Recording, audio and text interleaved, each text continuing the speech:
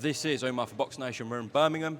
Frazer Clarke's down here for your man Ezra Taylor in action live on TNT Sports tomorrow night. Speaking to his guy Costas over there, and Ezra is saying the same thing. They believe like there's faces available in British boxing, like to become the new face of British boxing. He believes he's got all the attributes one day to do that, Frazer.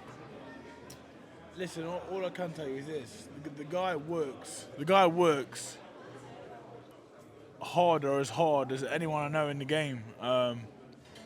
He's got style. He can box. He's got a heart, plenty of it.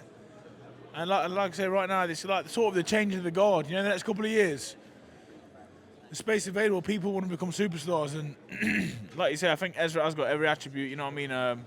Like I've told him many times, right now we've got to let his fight and do the talking. And I think he's going to do that. You know, he's been knuckling down. He's with me through the camp. He worked very hard. He finished his camp off strong.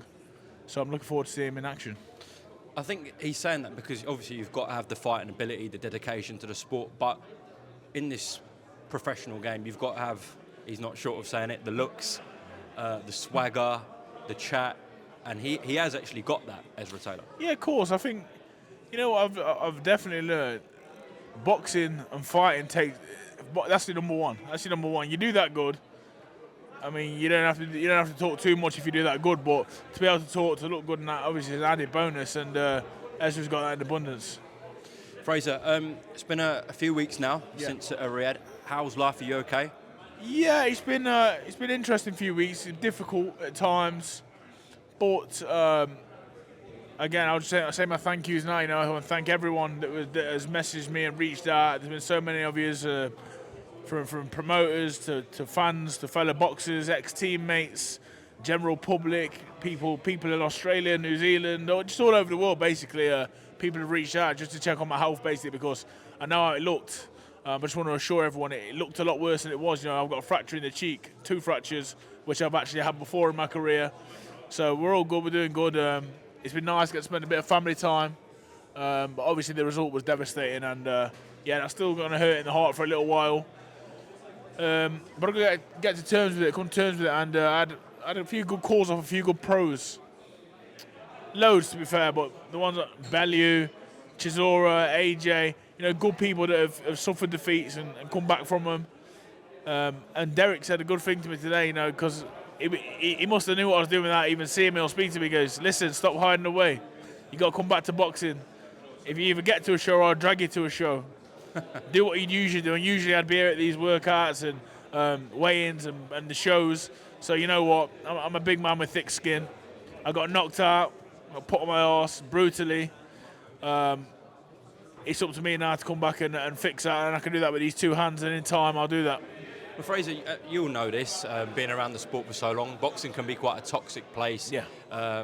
You hear all sorts of things. But from what you're telling me there, it can become a big family, boxing, where it unites everyone, and everyone in this sport knows how much of a good guy you are. Everyone loves you, and that what you're telling me shows that everyone kind of had the same thought process and wished you well. Listen, I say this with a whole heart from everyone, from fellow professionals to you guys in the media, to the broadcasters, to the promoters, to the security guys, to the guys that put the ring up, to the people you see at shows, you know, that you probably won't even know them that well.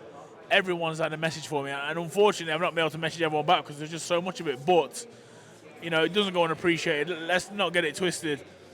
My job and my want is to be a champion and to win fights. A couple of weeks ago it wasn't to be, you know. The lottery ticket punch, like great punch from Fabio Wardley, and that was the reality of heavyweight boxing. So I'm sad and I'm good, but let me be the example to everyone else. You know what, like, this game is so serious, and you know, appreciate your family, appreciate your loved ones, and look after yourself. I mean, I trained to do that, but unfortunately on that day, in my division, with that shot, it was hard to do. Frazer, just talk me through, from your perspective, what happened. Obviously it was brief, but in there, was it simply he just landed an unbelievable shot? Was he just too good on the night? No, it wasn't too good. As you look from that first round, there was nothing in it, I didn't think anyway. A couple of jabs in it, no one was dominating. But that is the thing about heavyweight boxing, it can be changed so quick. I feel like I probably made a little mistake, probably backed up a little bit when I shouldn't have. He landed the first shot, which kind of scrambled me a bit, and this is just me going off memory because I've still not watched it back. So I got scrambled a bit, and then I remember I was in a bit of a clinch, and it sort of ended up getting spun round anyway, which again, I'm putting that down to me not being stern enough in the clinch. And then next thing you know, I remember facing out the ring, and I off see the referee here, and I'm thinking he's coming in to break me, to turn me around. Next thing you know, bang, on my arse. How hard was that shot from him? It was hard, don't get me wrong, I've been hit with hard shots.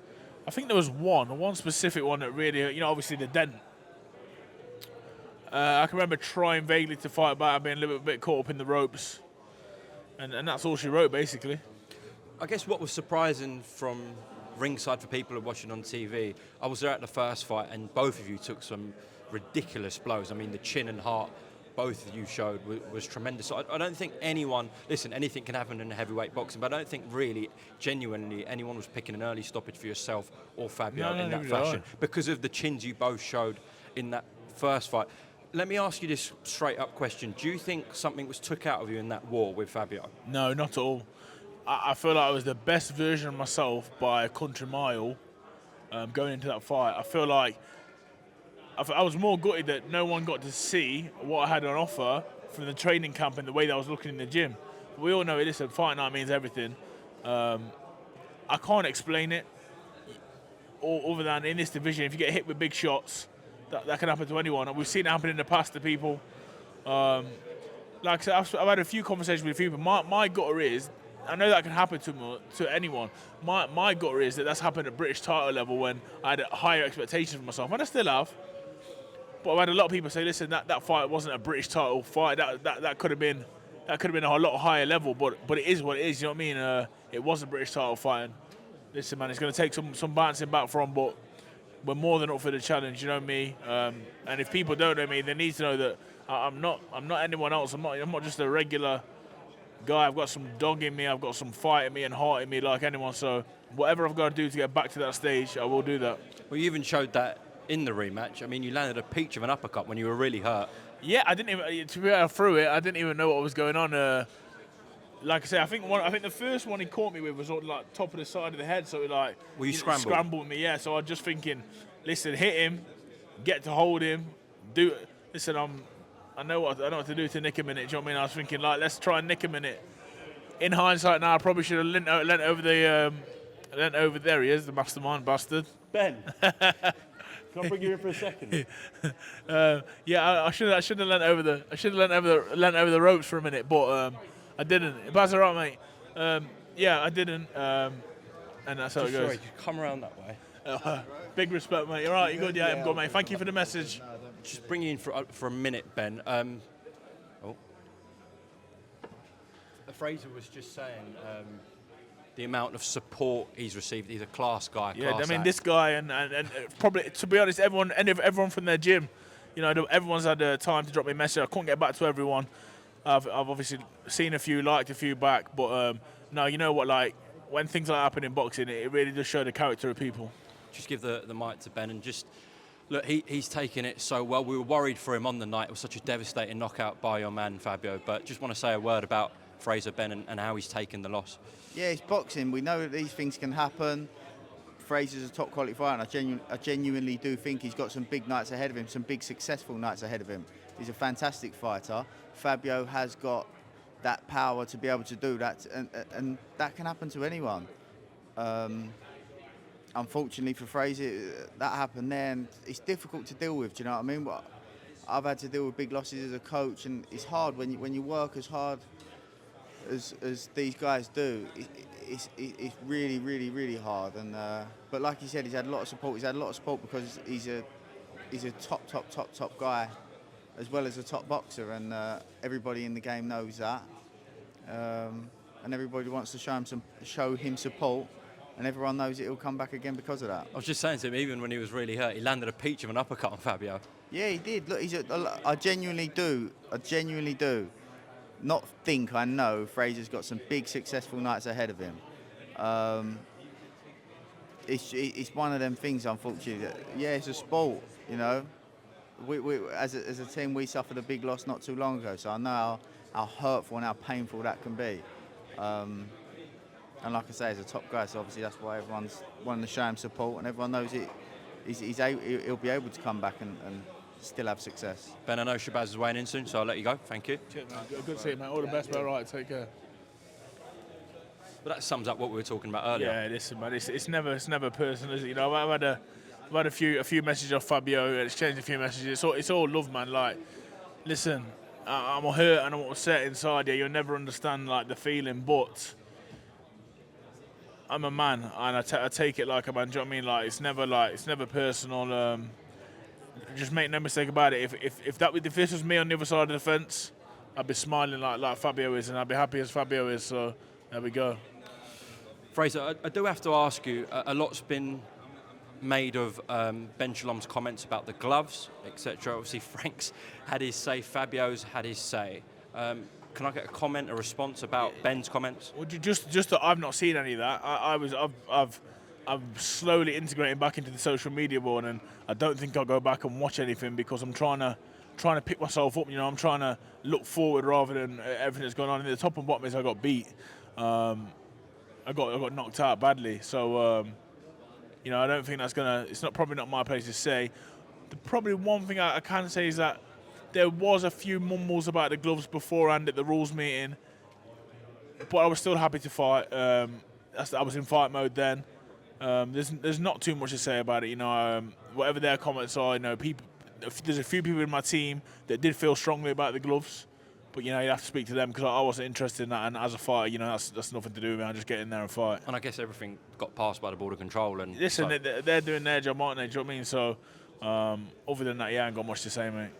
Frazer, just lastly, I do appreciate your time greatly.